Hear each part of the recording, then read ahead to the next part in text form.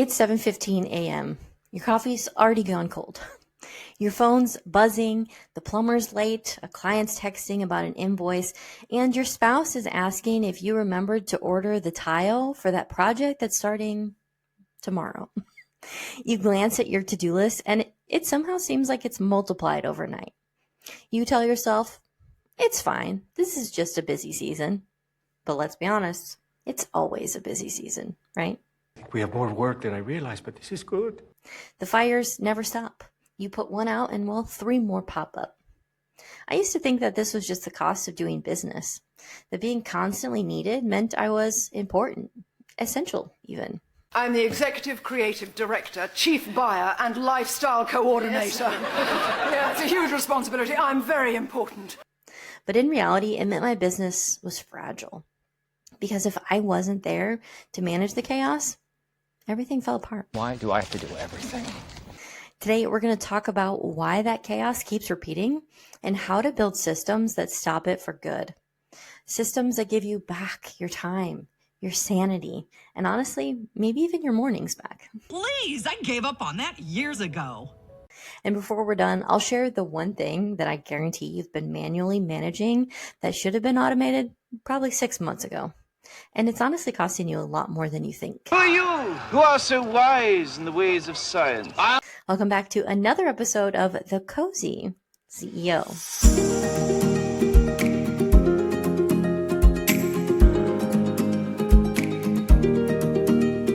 Well, hey there. I'm Kimberly Ferguson, CEO and founder of The Emerald Edge. And around here, we help business owners, especially husband and wife teams in the contracting world, trade burnout for better systems and build businesses that actually run without them. If you and your spouse are constantly tag teaming chaos instead of strategy, one of you putting out fires in the field while the other stuck behind a desk buried in invoices and messages, well, you're not running a business. You're managing problems. And that's not why you started this. I think if I hear one more person telling me about one more problem, Today, we're shifting that. Because the truth is, problems will always exist, but systems decide whether they stay small sparks or full-blown dumpster fires. In this episode, we're going to talk about how to stop being your business's crisis manager and start being its architect, with practical ways to start systemizing today, right now. Let's get into it. I'm ready to make a change. You know what's wild? Most of the time, when you feel like you're constantly managing problems, it's not because your team's disorganized. It's because your business is built on memory, not systems. You remember who needs what. Your husband remembers which supplier to call, and together you're juggling it all in your heads instead of, well, relying on a process. And when everything depends on you remembering, there's no predictability, only pressure. One sick day, one emergency, and the whole thing wobbles. That's not a bad business, but it's a fragile one. The inspector says this place is a house of cards. So there's this cycle of chaos that sneaks in. Something breaks, a client calls angry, a job's been delayed, a material order slips, and you fix it manually. And it works, for now, right? But then another problem pops up, and so you fix that too. And before long, your business isn't built on systems, it's built on putting out fires. And the dangerous part? Well, every quick fix you create adds another layer of complexity. You end up scaling chaos instead of control. it's pandemonium. So this is where the magic happens. The mindset shift that changes everything. Systems equal freedom. Seriously, they don't box you in. They buy your time back. When you build structure into your scheduling, your invoicing, or even how you communicate with clients, will you stop running from crisis to crisis and start running a business that works without you hovering over it? Stop hovering. A good system doesn't make you rigid. It lets you be flexible on purpose. Independence, control, flexibility. And the great news is that you don't need to overhaul everything overnight. You can start small. Pick one area that drains the most energy. Scheduling, project management, client communication even, and build a simple, repeatable process around it. Test it, tweak it, teach it. Learn it. Know it. Live it. Every system you hand off successfully gives you more margin, more peace, and more mental space to lead instead of chase fires. Cool. Go. Now, if you're listening to this thinking, okay, well, that all sounds amazing, but where on earth am I supposed to find the time to build systems when I'm already maxed out? Seriously, I have no idea what to do.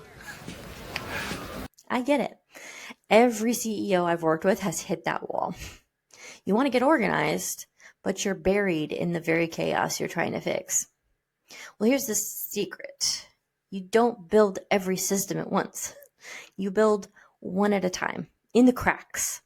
And maybe that's creating a shared notes folder so your husband isn't texting you every project update.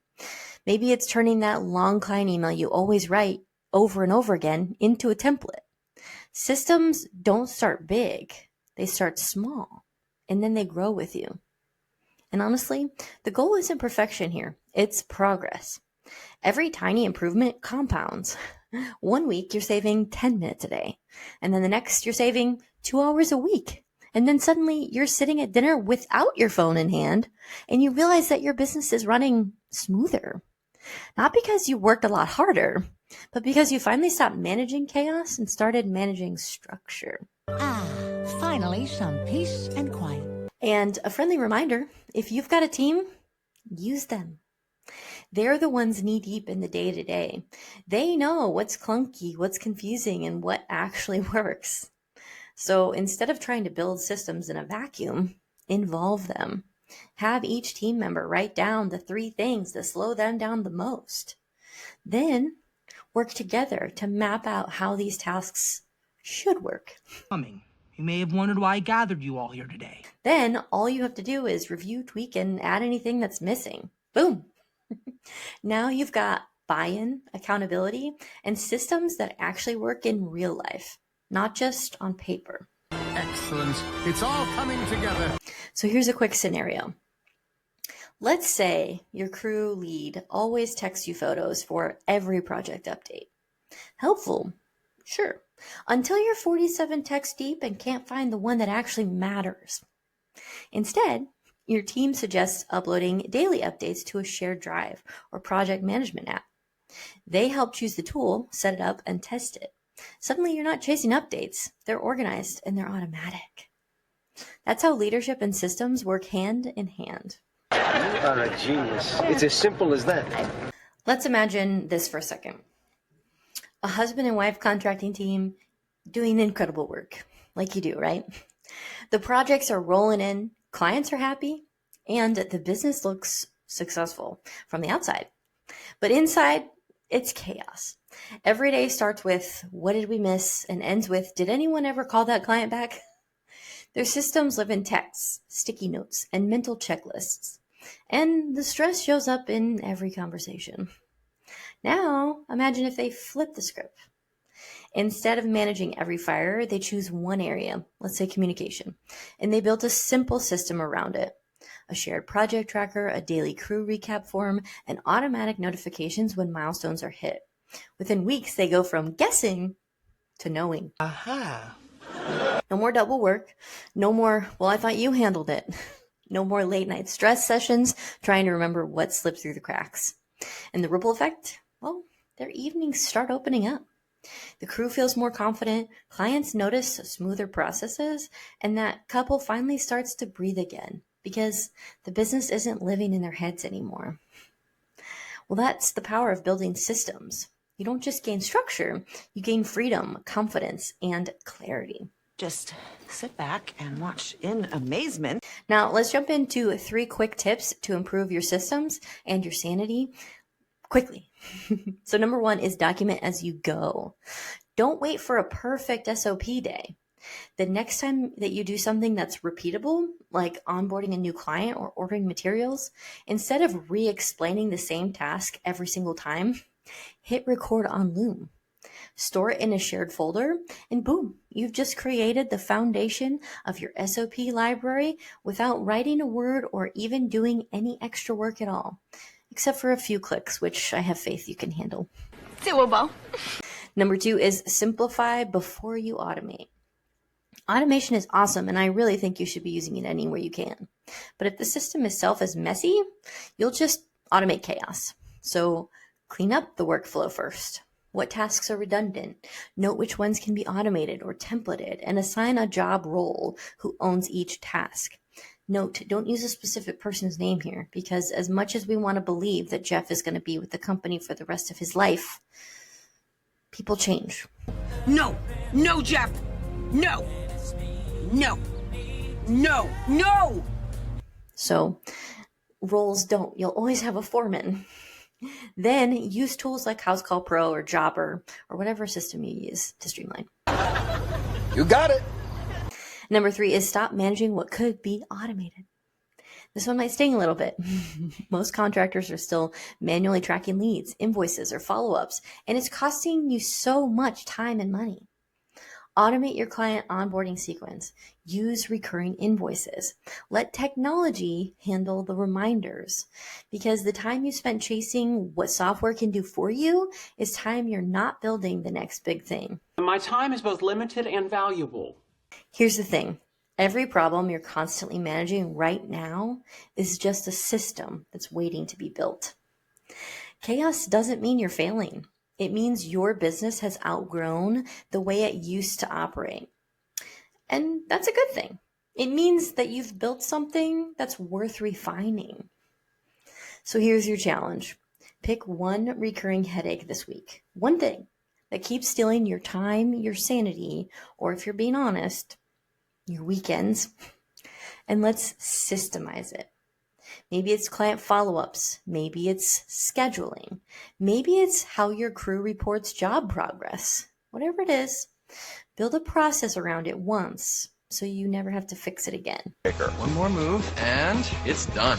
And if you're ready to stop managing chaos and start running a business that runs without you, it's time to take a deeper look at your financial systems too. Schedule a free business health review with our team at the Emerald Edge. We'll show you where your systems are breaking down, where you're leaving money on the table, and what you should fix first, so you can finally lead your business instead of being buried in it. Or what I've been looking for. This has been another episode of The Cozy CEO, where coffee is the co-host, chaos is optional, and systems are your secret weapon for sanity. Every problem you solve once with a process is one less thing you'll ever have to solve again. Build systems that free your time, protect your peace, and keep your business running smoother than your morning espresso. You've got this, and I'll see you in my next video.